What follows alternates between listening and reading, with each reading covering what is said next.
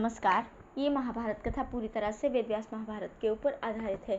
यदि आप इसका निरंतर श्रवण करते रहना चाहते हैं तो इस चैनल को सब्सक्राइब जरूर कर लें और आगे आने वाली सभी पॉडकास्ट के नोटिफिकेशन के लिए बेल आइकन को भी जरूर से प्रेस कर दें। अब हम सुनेंगे द्रौपदी पर कीचक की आसक्ति और उसके द्वारा द्रौपदी का अपमान। वैशंपायन जी कहते हैं, राजन, पांडवों के मध्य नरेश की राजधानी में रहते हुए 10 महीने बीत गए। यज्ञसेन कुमारी द्रौपदी, जो स्वयं स्वामिनी की भांति सेवा के योग्य थी, रानी सुदेशना की शुश्रूषा करती हुई बड़े कष्ट से समय व्यतीत करती थी। जब वर्ष पूरा होने में कुछ ही समय बाकी रह गया, तब की बात है। एक दिन राजा विराट के सेनापति महाबली कीचक की दृष्टि उस पर पड़ी, जो राजमहल में देव कन्या के समान विचर रही थी। यह कीचक राजा विराट का साला था। वो सैरंध्री को देखते ही कामबाण से पीड़ित होकर उसे चाहने लगा। कामना की आग में जलता हुआ कीचक अपनी बहन रानी सुदेशना के पास आया और हंस हंस कर कहने लगा, सुदेशना, ये सुंदरी जो मुझे अपने रूप से उन्मत्त बना रही है, पहले तो कभी इसे इस महल में नहीं देखा। देवांगना के समान ये मन को मोह लेती है। बताओ, ये कौन है, किसकी स्त्री है और कहाँ से आई है? मेरा चित्त इसके अधीन हो चुका है। अब इसकी प्राप्ति के सिवा दूसरी कोई औषधि नहीं है जो मेरे हृदय को शांति दे सके। अहो, बड़े आश्चर्य की बात है कि ये तुम्हारे यहाँ दासी का काम कर रही है। यह कार्य कदापि इसके योग्य नहीं है। मैं तो इसे अपनी अथवा अपने सर्वस्व की स्वामिनी बनाना चाहता हूँ। इस प्रकार रानी सुदेशना से कहकर कीचक राजकुमारी द्रौपदी के पास आकर बोला, कल्याणी, तुम कौन हो, किसकी कन्या हो और कहाँ से आई हो? ये सब बातें मुझे बताओ। तुम्हारा ये सुंदर रूप, ये दिव्य छवि और ये सुकुमारता संसार में सबसे बढ़कर है, और ये उज्ज्वल मुख तो अपनी कमनीय कांति से चंद्रमा को भी लज्जित कर रहा है। तुम जैसी मनोहारिणी स्त्री इस पृथ्वी पर मैंने आज से पहले कभी नहीं देखी थी। सुमुखी, बताओ तो, तुम कमलों में वास करने वाली लक्ष्मी हो या साकार विभूति? लज्जा, श्री, कीर्ति और कांति, इन देवियों में से तुम कौन हो? ये स्थान तुम्हारे रहने के लायक नहीं है। तुम सुख भोगने के योग्य हो और यहाँ कष्ट उठा रही हो। मैं तुम्हें सर्वोत्तम सुख भोग समर्पण करना चाहता हूँ, स्वीकार करो। इसके बिना तुम्हारा ये रूप और सौंदर्य व्यर्थ जा रहा है। सुंदरी, यदि तुम आज्ञा दो तो मैं अपनी पहली स्त्रियों को त्याग दूं अथवा उन्हें तुम्हारी दासी बनाकर रखूं। मैं स्वयं भी सेवक के समान तुम्हारे अधीन रहूंगा। द्रौपदी ने कहा, मैं पराई स्त्री हूँ, मुझसे ऐसा कहना उचित नहीं है। जगत के सभी प्राणी अपनी स्त्री से प्रेम करते हैं। तुम भी धर्म का विचार करके ऐसा ही करो। दूसरे की स्त्री की और कभी किसी प्रकार की भी मन नहीं चलाना चाहिए। सत्पुरुषों का ये नियम होता है कि वे अनुचित कर्मों का सर्वथा त्याग कर देते हैं। सैरंध्री की ये बात सुनकर कीचक बोला, सुंदरी, तुम मेरी प्रार्थना को इस तरह मत ठुकराओ। मैं तुम्हारे लिए बड़ा कष्ट पा रहा हूँ। मुझे अस्वीकार करके तुम्हें बड़ा पछतावा होगा। इस संपूर्ण राज्य पर मेरा ही शासन है।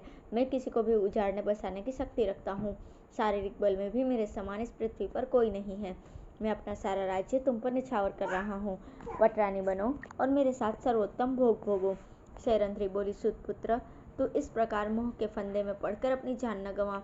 याद रख, 5 गंधर्व मेरे पति हैं। वे बड़े भयानक हैं और सदा मेरी रक्षा करते रहते हैं। अतः इस कुत्सित विचार को त्याग दे, नहीं तो मेरे पति कुपित होकर तुम्हें मार डालेंगे। क्यों अपना सर्वनाश कराना चाहता है? कीचक, मुझ पर दृष्टि डालकर तू आकाश, पाताल या समुद्र में भी भागकर छिपे तो भी मेरे आकाशचारी पतियों के हाथ से जीवित नहीं बच सकता। जैसे कोई रोगी कष्ट पाकर मौत को बुलावे, उसी प्रकार तू भी काल रात्रि के समान मुझसे क्यों याचना कर रहा है? राजकुमारी द्रौपदी के ठुकराने पर कीचक काम संतप्त हो सुदेशना के पास जाकर बोला, बहन, जिस उपाय से भी सैरंध्री मुझे स्वीकार करे सो करो, नहीं तो मैं उसके मुँह में प्राण दे दूंगा। इस प्रकार विलाप करते हुए कीचक की बात सुनकर रानी ने कहा, भैया, मैं सैरंध्री को एकांत में तुम्हारे पास भेज दूंगी। वहाँ यदि संभव हो तो उसे अपनी इच्छानुसार समझा बुझाकर प्रसन्न कर लेना। अपनी बहन की बात मानकर कीचक वहाँ से चला गया और किसी पर्व के दिन अपने घर पर उसे खाने पीने की बहुत उत्तम सामग्री तैयार करवाई। तत्पश्चात सुदेशना को उसने भोजन के लिए आमंत्रित किया। सुदेशना ने सैरंध्री को बुलाकर कहा, कल्याणी, मुझे बड़े जोर की प्यास लग रही है। तुम कीचक के घर जाओ और वहाँ से पीने योग्य रस ले आओ। सैरंध्री बोली, रानी, मैं उसके घर नहीं जाऊंगी। आप तो जानती ही हैं कि वो कितना बड़ा निर्लज्ज है। मैं आपके यहाँ व्याभिचारिणी होकर नहीं रहूंगी। जिस समय मेरा इस महल में प्रवेश हुआ था, उस समय की प्रतिज्ञा तो आपको याद ही होगी। फिर मुझे क्यों भेज रही हैं? मूर्ख कीचक काम से पीड़ित हो रहा है, देखते ही मेरा अपमान कर बैठेगा। आपके यहाँ और भी तो बहुत सी दासियाँ हैं, उन्हीं में से किसी को भेज दीजिए। मैं तो अपने अपमान के डर से वहाँ नहीं जाना चाहती। सुदेशना ने कहा, मैं तुम्हें यहाँ से भेज रही हूँ, अतः वो कदापि अपमान नहीं कर सकता। ये कहकर उसने उसके हाथों में ढक्कन सहित एक सुवर्णमय पात्र दे दिया। द्रौपदी उसे लेकर रोती और डरती हुई कीचक के घर की ओर चली। अपने सतीत्व की रक्षा के लिए वो मन ही मन भगवान सूर्य की शरण में गई। सूर्य ने उसकी ओर देखरेख के लिए गुप्त रूप से एक राक्षस भेजा, जो सब अवस्थाओं में साथ रहकर उसकी रक्षा करने लगा। द्रौपदी भयभीत हुई हरिणी के समान डरते डरते उसके पास गई। उसे देखते ही वो आनंद में भरकर खड़ा हो गया और बोली, सुंदरी, तुम्हारा स्वागत है। मेरे लिए आज की रात्रि का प्रभात बड़ा मंगलमय होगा। मेरी रानी, तुम मेरे घर आ गई, अब मेरा प्रिय काम करो। द्रौपदी बोली, मुझे महारानी सुदेशना ने तुम्हारे पास ये कहकर भेजा है कि शीघ्र जाकर पीने योग्य रस ले आओ, प्यास सता रही है। कीचक ने कहा, कल्याणी, उसकी मंगाई हुई चीजें दूसरी दासियां पहुंचा देंगी। यह कहकर उसने द्रौपदी का दाहिना हाथ पकड़ लिया। द्रौपदी बोली, पापी, यदि मैंने आज तक कभी मन से भी अपने पतियों के विरुद्ध आचरण नहीं किया हो, तो इस सत्य के प्रभाव से देखूंगी कि तू शत्रु से पराजित होकर पृथ्वी पर घसीटा जा रहा है। इस प्रकार कीचक का तिरस्कार करती हुई द्रौपदी पीछे हट रही थी और वो उसे पकड़ना चाहता था। वो झटके देकर अपने को छुड़ाने का उद्योग कर रही थी कि कीचक ने सहसा झपटकर उसके दुपट्टे का छोर पकड़ लिया। अब वो बड़े वेग से उसे काबू में लाने का प्रयत्न करने लगा। बेचारी द्रौपदी बार बार लंबी सांसें लेने लगी। फिर संभल कर उसने कीचक को बड़े जोर से धक्का दिया, जिससे वो पापी जड़ से कटे हुए वृक्ष की भांति जमीन पर जा गिरा। उसे गिराकर वो कांपती हुई दौड़कर राजसभा की शरण में आ गई। कीचक ने भी उठकर भागती हुई द्रौपदी का पीछा किया और उसके केश पकड़ लिए।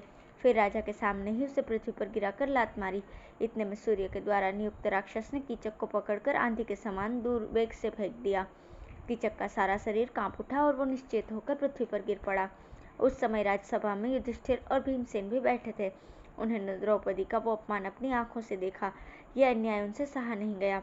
दोनों भाई अमर से भर गए। भीम तो उस दुरात्मा कीचक को मार डालने की इच्छा से क्रोध के मारे दांत पीसने लगे। उनकी आंखों के सामने धुआं छा गया, भौहें टेढ़ी हो गई और ललाट से पसीना निकलने लगा। वे क्रोधावेश में उठना ही चाहते थे कि युधिष्ठिर ने अपना गुप्त रहस्य प्रकट हो जाने के डर से अपने अंगूठे से उनका अंगूठा दबाकर उन्हें रोक लिया। इतने में द्रौपदी सभा भवन के द्वार पर आ गई और मत्स्यराज से सुनाकर कहने लगी, मेरे पति संपूर्ण जगत को मार डालने की शक्ति रखते हैं, किंतु वे धर्म के पास में बंधे हुए हैं। मैं उनकी सम्मानित धर्मपत्नी हूँ, तो भी आज एक सूतपुत्र ने मुझे लात मारी है। हाय, जो शरणार्थियों को सहारा देने वाले हैं और इस जगत में गुप्त रूप से विचरते हैं, वे मेरे पति महारथी वीर आज कहाँ हैं? अत्यंत बलवान और तेजस्वी होते हुए भी वे अपनी इस प्रियतमा एवं पतिव्रता पत्नी को एक सूत के द्वारा अपमानित होते देखकर कैसे कायरों की भांति बर्दाश्त कर रहे हैं। यहाँ का राजा विराट भी धर्म को दूषित करने वाला है। इसने एक निरपराध स्त्री को अपने सामने मार खाते हुए देखकर भी सहन कर लिया है। भला इसके रहते हुए मैं अपने इस अपमान का बदला क्यों कर ले सकती हूँ? यह राजा होकर भी कीचक के प्रति राजोचित न्याय नहीं कर रहा है। मत्स्यराज, तुम्हारा ये लुटेरों का सा धर्म इस राजसभा में शोभा नहीं देता। तुम्हारे निकट आकर भी कीचक के द्वारा मेरे प्रति जो दुर्व्यवहार हुआ है, वो कभी भी उचित नहीं कहा जा सकता। सभासद लोग भी सुतपुत्र के इस अत्याचार पर विचार करें। वो स्वयं तो पापी है ही, इस मत्स्य नरेश को भी धर्म का ज्ञान नहीं है। साथ ही ये सभासद भी धर्म को नहीं जानते, तभी तो धर्म को न जानने वाले इस राजा की सेवा करते हैं।